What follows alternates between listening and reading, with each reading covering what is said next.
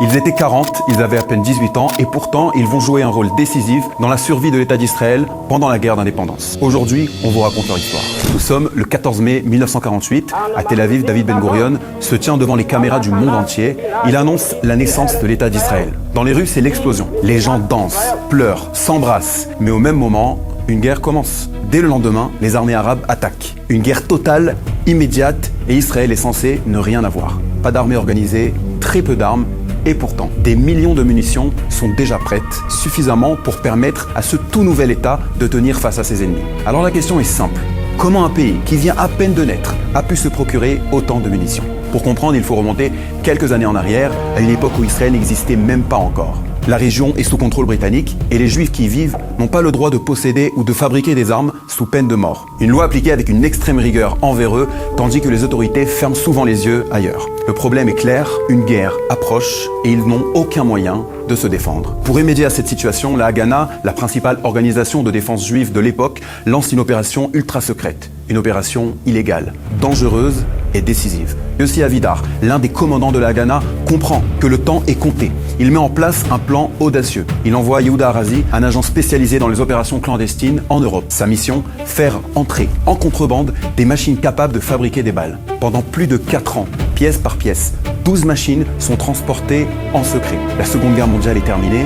Le moment est venu de passer à l'action. Le plan est simple et génial. Construire une usine de munitions sous terre. Le lieu choisi est Givat HaKibbutzim, un centre de formation situé près de Rehovot, en plein cœur du pays. Un endroit qui en apparence ressemble à un kibbutz totalement ordinaire, mais il y a un détail crucial. Le site se trouve à quelques mètres seulement d'une grande base militaire britannique. Pour faire fonctionner cette usine, Yehuda Arazi recrute 40 jeunes issus des mouvements des scouts. Il va les voir directement, il leur propose une mission dangereuse sans leur révéler ce qu'ils vont faire. Et ils acceptent. Ils ont à peine 18 ans. Tous les matins, ils descendent par une trappe et pendant des heures, ils travaillent sous terre dans le plus grand secret. Même leurs proches ne savent pas ce qu'ils font. Leurs amis, leurs conjoints, les autres membres du kibbutz, ceux qui ne sont pas dans le secret, sont appelés les girafes. Pourquoi? Parce qu'une girafe a un long cou, mais ne voit jamais vraiment ce qu'il se passe. Dès que quelqu'un s'approche, ils disent « girafe » et immédiatement, tout le monde se tait. Pendant des années, ils vivent comme ça, à mentir à leurs proches, à cacher la vérité, à risquer leur vie chaque jour. Un jour, un des jeunes s'inquiète, il se rend compte qu'il travaille juste à côté des Britanniques. Il va voir Yehuda Arazi et celui-ci lui dit « Mais on est à côté de l'ennemi !» Arazi le regarde et lui répond « Quand tu veux faire quelque chose de dangereux, fais-le sous le nez de l'ennemi, ça enlève les soupçons. » Mais un problème majeur apparaît, le laiton. Indispensable pour fabriquer les balles et introuvable sur place. Et la seule usine qui en produit se trouve en Angleterre.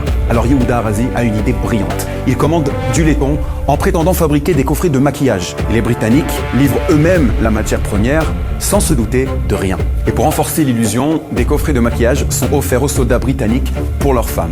Aucun soupçon et la production continue. Jusqu'au 29 février 1948. Une explosion retentit près du kibbutz. Un groupe clandestin attaque un train britannique. Il y a des morts, des blessés. La panique est totale. À tout moment, les Britanniques peuvent débarquer et découvrir l'usine. Et là, décision de génie, les jeunes enfilent des blouses blanches. Ils sortent et vont aider les blessés britanniques. Une mise en scène parfaite. Aucune fouille n'est menée. L'usine reste secrète. Et quelques semaines plus tard, le 14 mai 1948, quand l'État d'Israël est proclamé, ses munitions sont déjà prêtes. Grâce à cette opération, Israël a pu tenir. Tout ça grâce à 40 jeunes, 18 ans, une mission secrète et un courage hors du commun.